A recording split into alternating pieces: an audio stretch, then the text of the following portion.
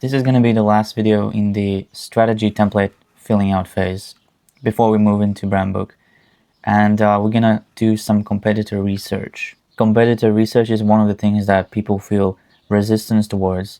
Maybe there's insecurity, maybe it's just making this seem bigger than it is, because they feel like when they research competitors, they're judging themselves or comparing themselves to others or something like that. But really what competitor research means is that you have the courage to look at the truth, is to look at the world and see what already exists, so that you have better context about what other people are doing. And if you find somebody who is similar to you, then you can tell if what you plan to do actually looks great in practice or where there might be pitfalls. That's all you have to do. And then you spot what is the gap, what is the opportunity for you, how can you do this better. When you research your competitors, you don't have to sacrifice your soul and become like them. You don't have to steal from them, you don't have to compare or judge. You're simply looking at what they're doing. How does that contrast with what you want to do? Where you have overlaps, where they might be doing something that you want to do and didn't think of, and vice versa. I know this might be difficult, especially if you are artistic and you want to do things your way. I just want to say that even if you want to build something very unique, you do not have to sacrifice your artistic vision. But I'll dare to say that you need the courage to look at the world, to look at the truth, to see what already exists and where would you fit in that landscape. Alright, first I'm going to start with Fern to see what their aesthetic looks like. This is their website. Already we see pop-ups. We will not be doing that. I don't like that at all. Okay, the website is modern. Can we find a product to click on? Not really. Okay, I found something. Right. This is not a bad look. We'll copy this and paste it in here just to have something to reference, just so we can remember what each of these brands look like. They don't look very similar to my aesthetic.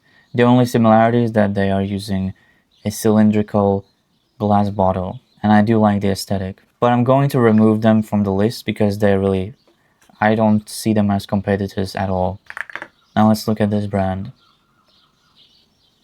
My first impression is that this looks way too branded, too colorful, too many labels. This bottle kind of looks like ours, but not really. The cap is longer, and yeah, I also don't think this is in any way a competition to us. Let's look at Juliet Has a Gun.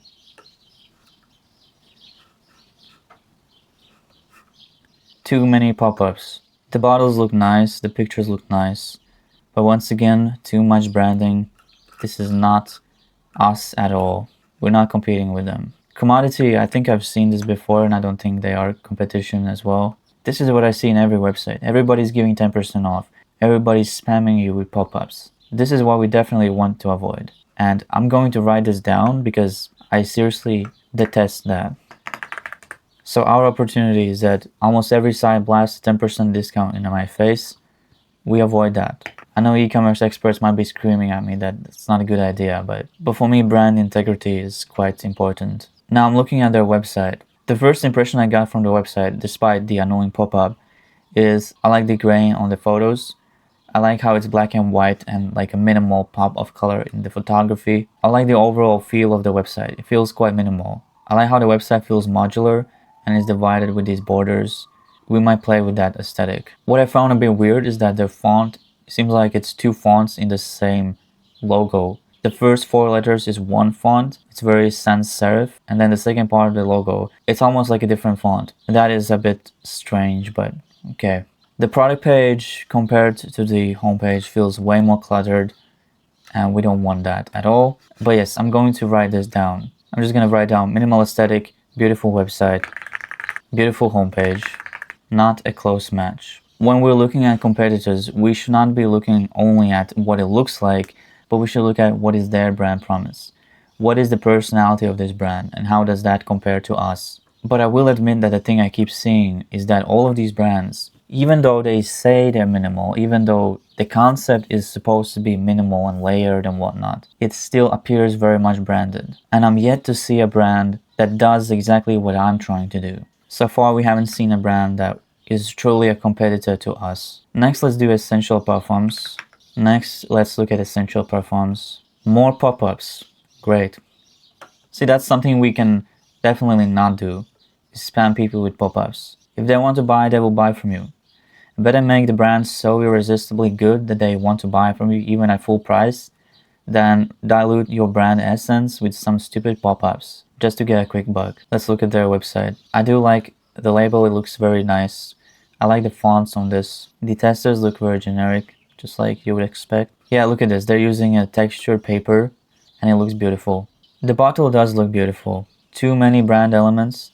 Why does it need to be on the cap and at the bottom of the bottle? I don't know. But the label, the paper texture, and the fonts, they look gorgeous. Like, this is just beautiful. Let's try to inspect and see what kind of font they're using. I'm going to open up the inspector, computer tab. Let's see, H2 elements. What kind of font are they using? They're using EB Garamond.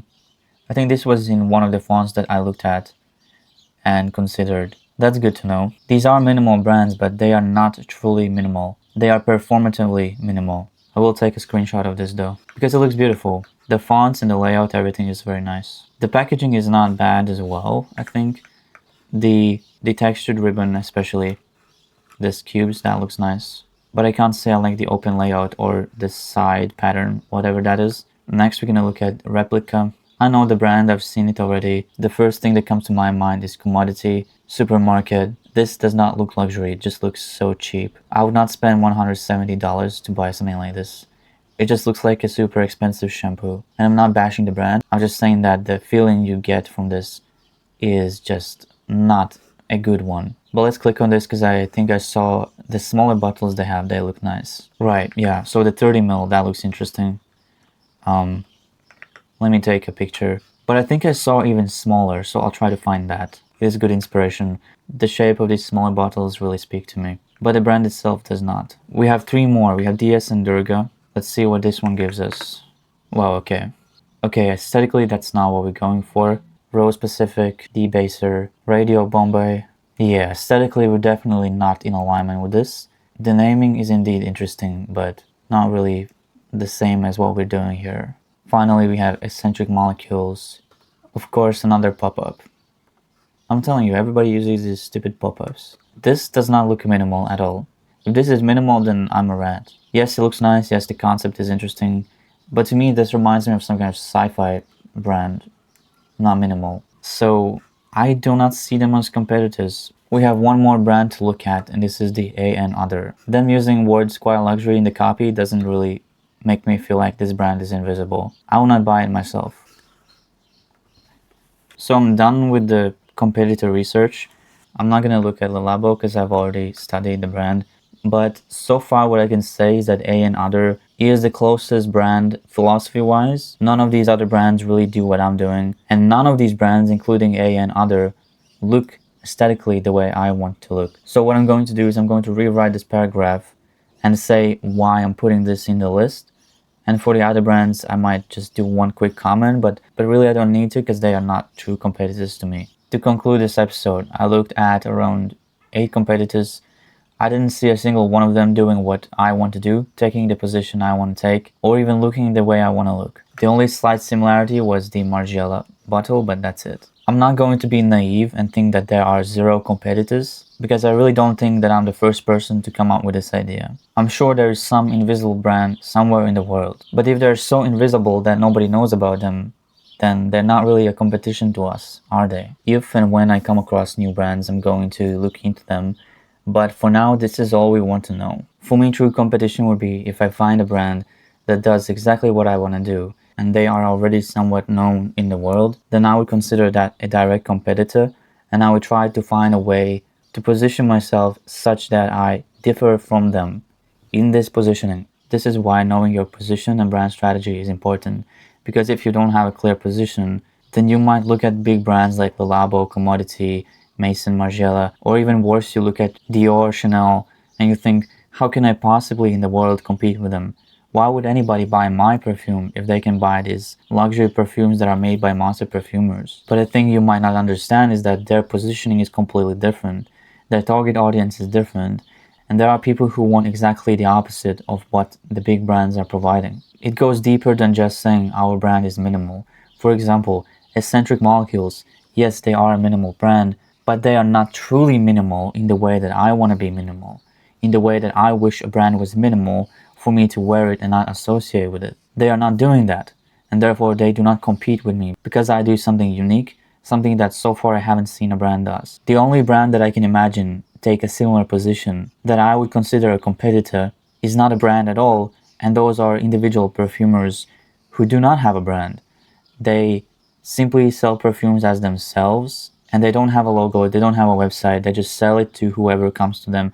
Maybe they have a network of people or something like that, and I'm absolutely certain that there are people doing this. But the difference between them and me is that this brand that I'm building has a structure, but these specific perfumers that I talk about, they just sell the perfume as themselves. And possibly that is the most transparent and minimal brand there is, because it's not a brand at all. It's just these people selling their creations to whoever comes to them. The problem with that though is they don't have a system, so they might accidentally go off brand and suddenly create something that is branded because they're not doing this intentionally. They're just selling whatever to whoever. They're following their personal whims of how they want this bottle to look like. And I'm not saying this is bad. I'm just saying that because they don't have a structure, because they're not doing this intentionally, there is high risk of them going off brand quite quickly. And to expand on this risk is I want to say that there are people who refuse to think about brand strategy and they just want to do things how they want to do it.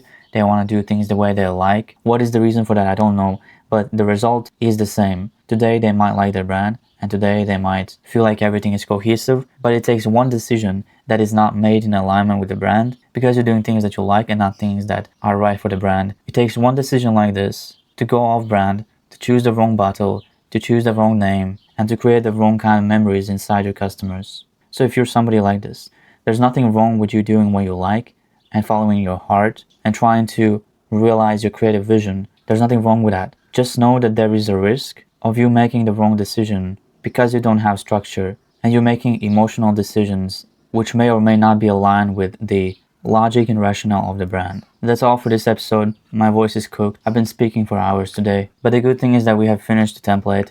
I will fill out the summary card sometime. It's not going to be anything new, so you won't miss out. And we'll start to fill out the brand book so that we can get to designing the packaging and all the fun stuff already. Because I know the strategy is not the most fun part. It can feel tedious. And for me personally, I do like the aesthetics. But if I want to do this properly, then having a solid strategy before I spend hours designing bottles is just a better idea. If you want this exact brand template that I'm using and you want to learn to think like a strategist and not just make emotional decisions based on what you like, then there is a link in the description. You can get my brand foundation kit that I made specifically for perfumers, and it will help you understand branding better and to figure out what your positioning should be so that you are different from all the other perfume brands in the world, which I think there are thousands. So you need a good reason why the customer should choose you instead of somebody else. And this is not a question about self-worth. It's not a question about, is my fragrance good enough? The question is, who are you selling to? So do you know how to research your customer? Do you know how to express yourself visually and strategically in a way to give this customer what they want? That is what my brand kit and all this template is trying to do, is just help you figure out who is your customer and how to give them what they want.